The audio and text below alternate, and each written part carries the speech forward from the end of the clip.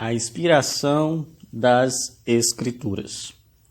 O que se tem em vista é a palavra de Deus, que para Overy possui um significado tríplice: hipostáticos, endiátetos e propóticos.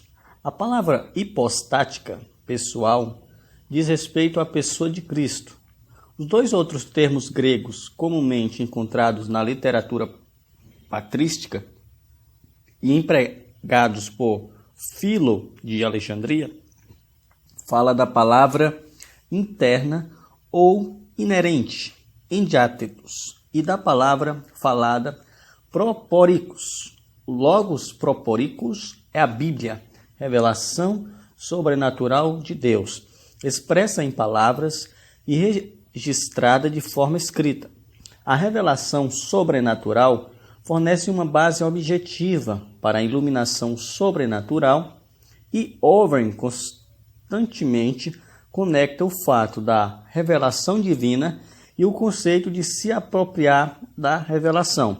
Desse modo, as Escrituras são o único meio externo de iluminação divina sobrenatural, pois são o único repositório de toda a revelação divina sobrenatural. A fé surge a partir da autoridade e verdade de Deus nas Escrituras, e o Espírito Santo dá testemunho acerca da verdade da palavra de Deus, porque o Espírito é verdade.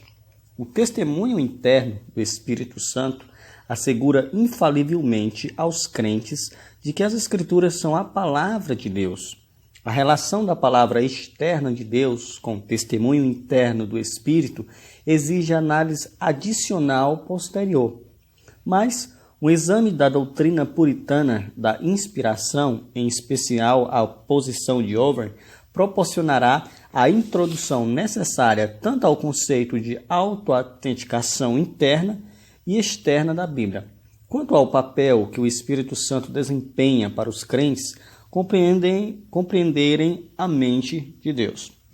Conforme fica claro na Confissão de Fé de Westminster, o Antigo Testamento em hebraico e o Novo Testamento em grego, sendo inspirado imediatamente por Deus, são por isso autênticos.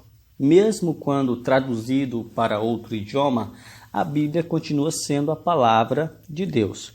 De acordo com Richard Wagner, em 1600, a palavra de Deus traduzida ainda são as Escrituras, pois as Escrituras não ficam em contince verborum, na casca das palavras, mas na medula sensu, no cerne daquilo que ela significa.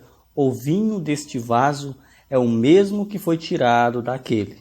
Traduções não passa de vasos ou torneiras. As Escrituras expressas em inglês são a palavra de Deus. De modo parecido, Samuel Rutherford, em 1600, sustenta que nenhum autor de nenhum livro da Bíblia escreveu escrituras canônicas da sua própria cabeça. Em vez disso, as Escrituras foram escritas por inspiração imediata, o que em essência inclui até cada sílaba e palavra que os apóstolos e profetas deviam escrever. Overy associa a inspiração das Escrituras à obra do Espírito Santo, que preparou e fez a mente dos vários autores das Escrituras ascenderem a um novo patamar. O Espírito agiu e os dirigiu até nos próprios órgãos de seus corpos, pelos quais expressaram a revelação que, mediante inspiração, havia recebido da parte dele. Dirigiu suas línguas na declaração de suas revelações, assim como a mente de alguém dirigia sua mão quando escreve para exprimir suas ideias.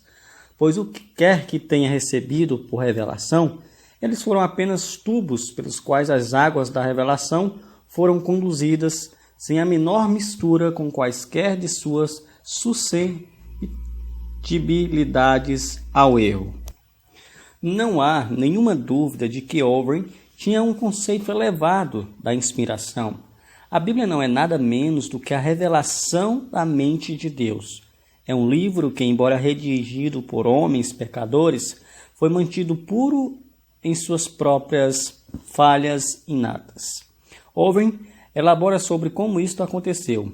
Ele assinala que 3 coisas atuaram conjuntamente enquanto Deus revelava a sua vontade aos homens, e à medida que estes escreviam a palavra de Deus. Em primeiro lugar, o ato de inspirar com conhecimento a mente dos profetas. Em segundo, o ato de sugerir-lhes e aos autores bíblicos palavra para expressarem o que suas mentes consumiam. E em terceiro, o ato de o Espírito guiar suas mãos enquanto colocavam por escrito as palavras sugeridas. De acordo com Overton, se faltasse qualquer um dos 3 elementos anteriormente mencionados, as Escrituras não seriam divinas nem infalíveis. Alguns talvez seja da opinião de que Overton apresenta uma ideia excessivamente mecânica da inspiração, mas ele também afirma que a obra do Espírito na mente dos homens não os força nem age neles de forma diferente do que são em sua própria natureza. De fato, as palavras que o Espírito emprega com cada autor são aquelas a que estão acostumados e faz com que empreguem aquelas expressões com que estão familiarizados. Consequentemente, aqui Overton destaca denominada natureza orgânica da inspiração, mas talvez não com a mesma importância dada por Calvino. Overton utiliza 3 palavras-chave para descrever a forma como Deus se revelou aos autores das Escrituras, a saber, vozes, sonhos e visões, havendo ainda 2 adjuntos, ações simbólicas e mutações locais. Com a palavra vozes, Overton mostra que às vezes Deus empregou uma voz claramente expressa, como no caso de Moisés. Overton sustenta que a totalidade da revelação feita a Moisés se deu mediante vozes externas audíveis, claramente expressas, cujo sentido o Espírito Santo imprimiu na mente dele, pois uma voz externa, sem um elevo e uma disposição internos da mente, não é suficiente para dar segurança e certeza da verdade àquele que a recebe. Em seguida, além de sua voz audível, às vezes Deus utilizou sonhos que vieram por meio da operação não mediada do Espírito, confirmada de modo infalível. As impressões que esses sonhos causaram na mente de homens. Atos, capítulo 2, versículo 17. Um fenômeno visto especialmente no Antigo Testamento. Em terceiro, Deus se revelou mediante visões que foram percebidas pelos sentidos internos e externos dos profetas. Dessa maneira, por exemplo, acerca de revelações externas, profetas às vezes viram anjos, como aconteceu com Abraão em Gênesis 18, 1 e 2. Quando a revelação interior, Isaías viu Deus assentado no trono divino, Isaías capítulo 6. Em todos esses modos diversificados de revelação, o Espírito Santo capacitou os profetas a preservarem com fidelidade e declararem com infalibilidade aquilo que lhes foram apresentado. Conforme mencionado acima, Overton fala de 2 adjuntos a esses meios diversificados com que Deus se revelou aos profetas, a saber, ações simbólicas e mutações locais. As ações simbólicas são as várias ações visíveis realizadas pelos profetas que foram formas de revelação, tais como Isaías andando nu, em Isaías capítulo 20, versículo 1 e 3, ou Oséias se casando com uma prostituta, em Oséias capítulo 1, versículo 2. É interessante que Overton sustenta que ambas as ações vão contra a lei de Deus e, por este motivo, não chegaram a ser praticadas. Em vez disso, foram apresentados a eles em visões. No entanto, nos casos em que a lei de Deus não foi transgredida, como o fato de Ezequiel deitar-se do lado esquerdo por 390 dias, ele de fato acontecera diante do povo de Deus, em Ezequiel capítulo 4, versículo 4 e 5. Veja também em capítulo 12, versículo 4 e 6, com a expressão mutações locais. Overton tem em mente acontecimento em que os profetas foram transportados de um lugar para outro, como nos casos registrados em Ezequiel, capítulo 8, versículo 3 e capítulo 11, versículo 24. Quando isto aconteceu, os sentidos de Ezequiel foram suspensos e ele caiu em transe, uma espécie de arrebatamento sagrado, em que Ezequiel foi levado de um determinado lugar a outro. Overton se refere a essas ações simbólicas e mutações locais como acidente de profecia, parte da diversidade de revelação mencionada em Hebreus 1:1.